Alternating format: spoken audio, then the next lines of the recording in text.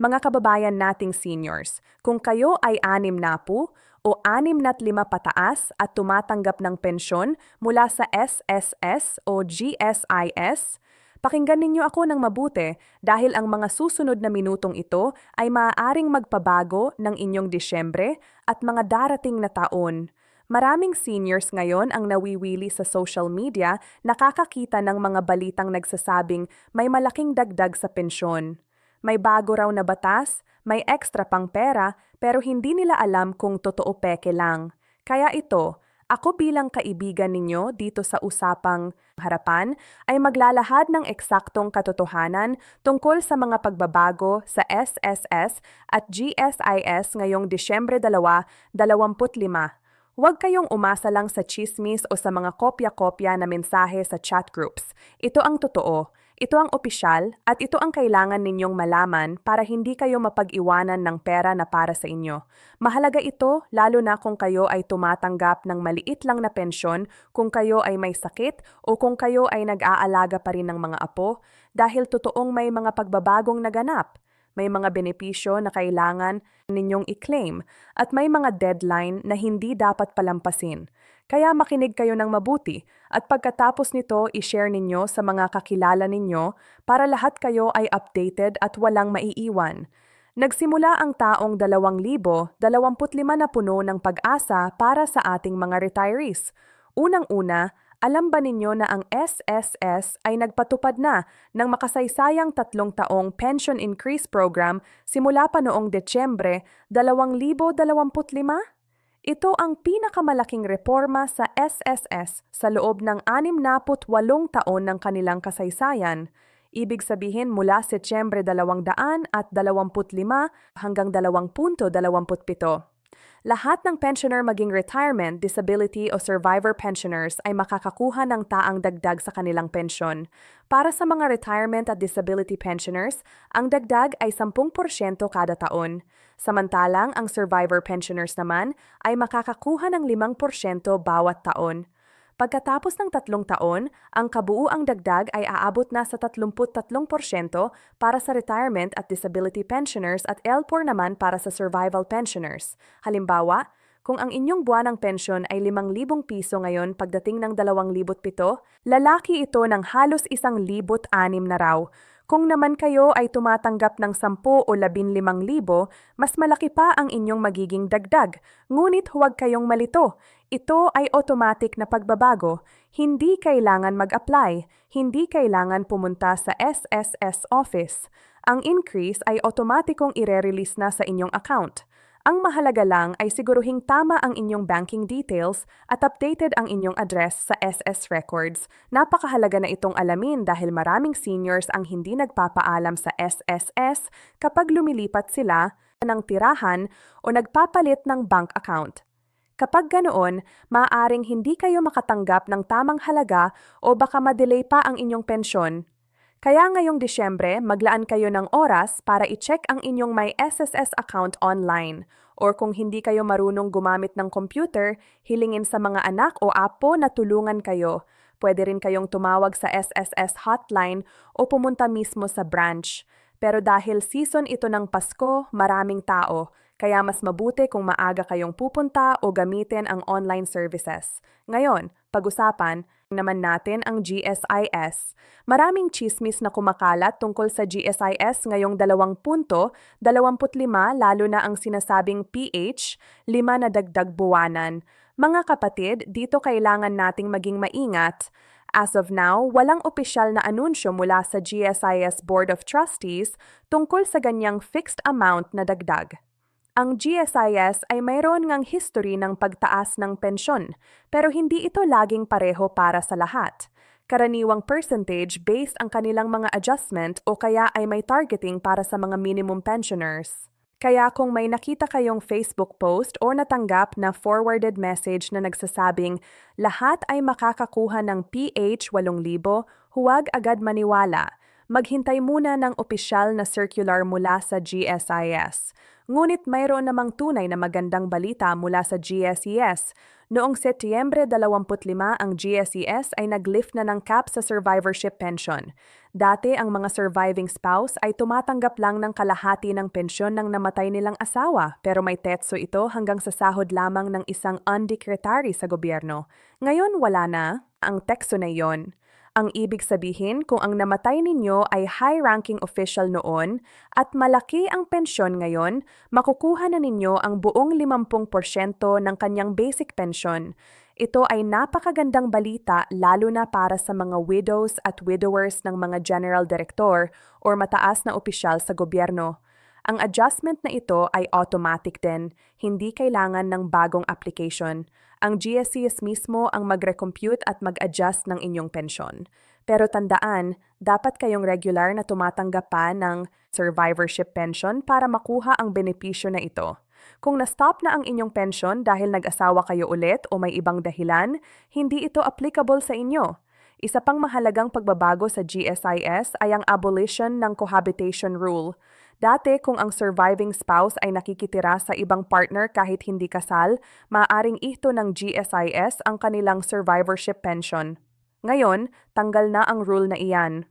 Ang pensyon ay titigil lang kapag ang beneficiary ay legal na nag-asawa ulit. Ito ay mas simple at mas respetuoso sa personal na sitwasyon ng mga tao. Bukod pa ran, ang GSIS ay nagpatupad na rin ng 1.5% na annual pension increase noong Enero 2025 para sa mga pensioners na tumatanggap na ng pensyon for at least 5 taon. Kaya kung kayo ay pensioner na matagal na, dapat ay naranasan ninyo na ang unang wave ng increase na ito sa inyong Enero payout. Kung hindi, magpunta kayo sa GSIS branch at magtanong. Pag-usapan naman natin ang mga payout schedule dahil maraming seniors ang nalilito kung kailan eksaktong dadating ang kanilang pera. Para sa SS, ang payout schedule ay nakadepende sa penultimate digit ng inyong SSS number. Iyon ay ang pangalawang huli sa numero ninyo. Halimbawa, kung ang SSS number ninyo ay 3423, 456 na 78 ang penultimate digit ay 7. Mayroon pong calendar na inilalabas ang SSS bawat taon na nagsasabing kung aling araw ng buwan kayo makakakuha ng pensyon base sa digit na iyon. Karaniwang nahati ito sa 2 batch. Mga digits 0 hanggang 4 ay 1 at 5 hanggang CI. Kaya, kung kayo ay digit 0 hanggang 4, malamang na unang kalahati ng buwan kayo makakakuha. Kung 5 hanggang 9 naman sa ikalawang kalahati ngayong Disyembre dahil Christmas season may posibilidad na slightly earlier ang release. Noong 224 ang 13th month pension ng SSS ay inilabas na as early as late November. Kaya bantayan ninyo ang inyong bank account ngayong huling linggo ng Nobyembre at unang linggo ng Desembre. Ang ika-13 buwan na pensyon, ito ay 1 buwan ng dagdag na pensyon na ibinibigay bawat Disyembre. Kung ang regular pension ninyo ay PHP na nausenhan, ang ikabuwan ninyo ay PH na lonsanfi rin. Kung 16,000 ang regular ninyo, 16 din ang ika-13 buwan. Ito ay tax-free at walang deduction. Sobrang laking tulong nito lalo na para sa gastos sa Pasko, regalo, notebena, medisina, bills. Tandaan lang, ang 13th month pension ay para lang sa mga aktibong pensioner. Kung na-suspend or na-stop ang pensyon ninyo dahil sa compliance issues, hindi kayo makakakuha. Kaya kung meron kayong natatanggap na sulat mula sa SSS o GSIS na nagsasabing kailangan ninyong mag-submit ng Annual Confirmation of Pensioners o ACOP documents, gawin ninyo agad, huwag palampasin ang deadline. Ngayon, pag-usapan natin ang GSIS payout schedule. Ang GSIS ay mas. Lahat ng pensioner ay nakakatanggap tuwing ika-8 araw ng buwan. Kung ang ika-8 ay weekend or holiday, ang pensyon ay inilalabas sa huling working day bago ang ika-8. Kaya ngayong Disyembre 2, 25 dahil ang Disyembre 8 ay Lunes, iyan ay working day kaya inaasahan na Disyembre 8 mismo ang release. Pero dahil Christmas season din, may posibilidad ng slight adjustments, kaya bantayan ninyo ang inyong eCar Plus o Humid Card Balance. Ang ikalabintatlong buwang pensyon ng GSIS ay inilalabas din sa unang linggo ng Disyembre. Sa nakaraang mga taon, may mga pensioner na nakatanggap pa as early as late November. Kaya kung hindi pa kayo nakakatanggap ngayong unang linggo ng Disyembre, mag-alala na kayo at tumawag sa GSIS o magpunta sa branch. May mga clawback o pagbawas sa pensyon. Ito ay isang mahalagang tanong dahil maraming seniors ang natatakot na baka may kunin pala sa kanila o baka may utang na ibabawas. Sa totoo lang, sa karamihan ng kaso walang unexpected na kloba pero may mga sitwasyon kung saan maaaring bawasan ang inyong pensyon. Una, kung may overlapping benefits kayo, halimbawa, nakatanggap kayo ng sickness benefit or partial disability benefit habang tumatanggap na rin ng pensyon, baka ibawas ito. Pangalawa, kung may dependent child ka na ina-claim mo pa sa pension pero nagtrabaho na pala or nag-asawa na, kapag nalaman ng SSS or GSIS, ibabawas nila ang overpaid amount sa inyong susunod na pensyon. Pangatlo, kung nagtrabaho ulit ang pensioner habang tumatanggap ng early retirement pension, maaaring masuspend ang pension depende sa rules. Kaya ang leksyon dito ay maging transparent. Kung may pagbabago sa inyong status, may trabaho na ang dependent. Namatay ang dependent o kayo mismo ay nagtrabaho ulit, sabihan ninyo agad ang SSS o GSIS. Mas okay na kayo mismo ang magsabi kaysa ma-discover nila at magkaroon pa ng penalties. Ano naman ang mga hidden benefits na madalas hindi alam ng seniors? Una, ang PH000 monthly additional benefits sa SSS. Simula 2-1, lahat ng retirement pensioner ay tumatanggap ng extra P000 on top ng kanilang computed pension. Pero maraming seniors ang hindi alam na automatic na ito. Kaya kung ang sabi sa inyo ay ang pension mo ay 4,000, in reality ay PH 5,000 na dahil may automatic PH000. Pangalawa, ang survivorship pension para sa mga anak ay pwedeng i-claim hanggang 20 taong gulang kung nag-aaral pa sila o kahit lampas paran kung may permanent disability. Maraming families ang hindi alam ito at hindi nila ini-claim ang pensyon para sa mga college students. Pangatlo, ang rehabilitation benefit ng SSS para sa mga disabled pensioners. Kung kailangan ninyo ng therapy, prosthetics o special training, may program ang SSS para rito. Pero kailangan ninyo munang mag-apply, hindi ito automatic. Pang-apat, ang Medical Assistance Program ng GSIS. Kung kayo ay GSIS pensioner at may medical emergency or need ng hospitalization, maaaring makahingi kayo ng financial assistance. Ang problema, hindi ito widely advertised kaya kailangan ninyong aktibong magtanong sa branch. Tungkol naman sa tax implications, magandang balita. Ang pension benefits mula sa SSS at GSIS ay tax-exempt. Ibig sabihin, kahit magkano pa ang inyong pensyon, walang income tax na kailangang bayaran. Ganon din ang 13th month pension, walang tax. Pero kung kayo ay may ibang income pa aside from pension, halimbawa may rental income kayo or may negosyo, yung iba ninyong income ay taxable pa rin. Huwag kayong magtaka kung may BIR form na kailangan ninyong sagutan pero purely pension income, walang tax. Isa pang tanong na madalas tinatanong, pwede ba akong makatanggap ng SSS at GSIS pension both at the same time? Ang sagot ay depende. Kung nag-work kayo sa private sector at nag-contribute sa SSS, tapos nag-transfer kayo sa government at nag-contribute sa GSIS, pwede kayong makatanggap ng both pensions. Pero dapat separate ang periods, ibig sabihin hindi overlapping. Kung nag-refund kayo ng SSS contributions noong nag-government employee kayo, nawala na ang inyong SS pension rights. Pero kung hindi kayo nag-refund at nakatipid pa rin ng sufficient contribution sa both systems, pwede kayong dual pensioner. Maraming teachers at government workers na galing private sector ang nakakaranas nito.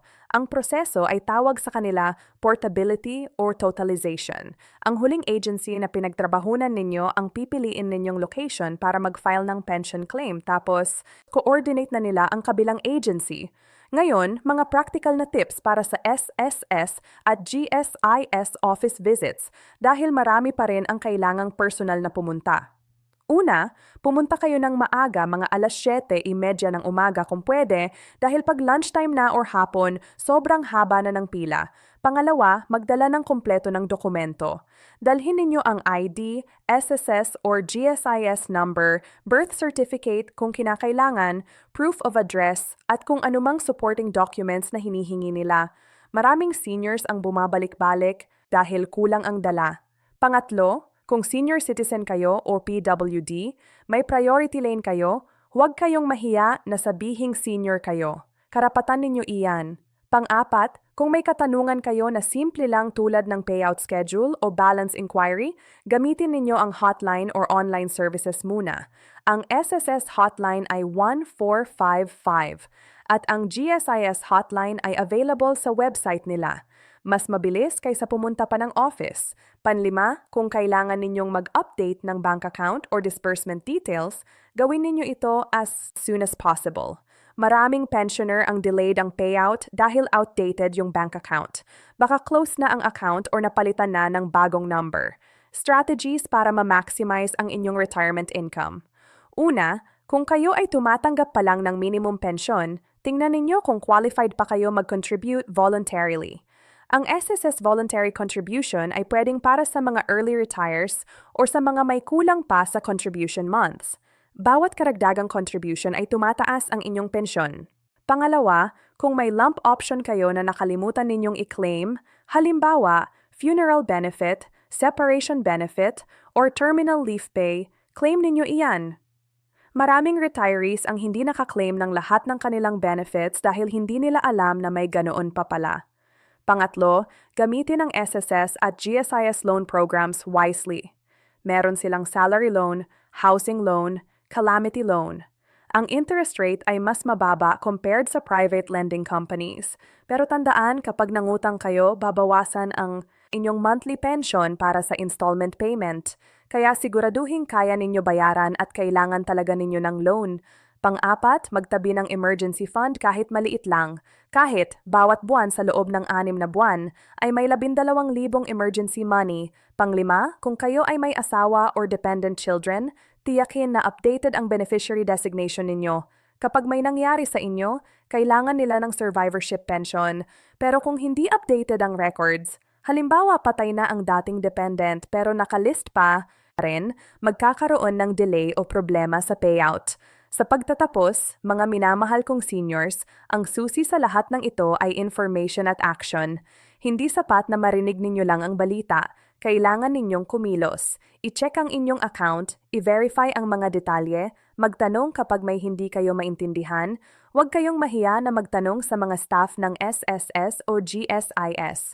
Trabaho nila yan na tulungan kayo. Huwag din kayong sumuko kung nahirapan sa proseso. Maraming pensioners na tumutulong sa isa't isa.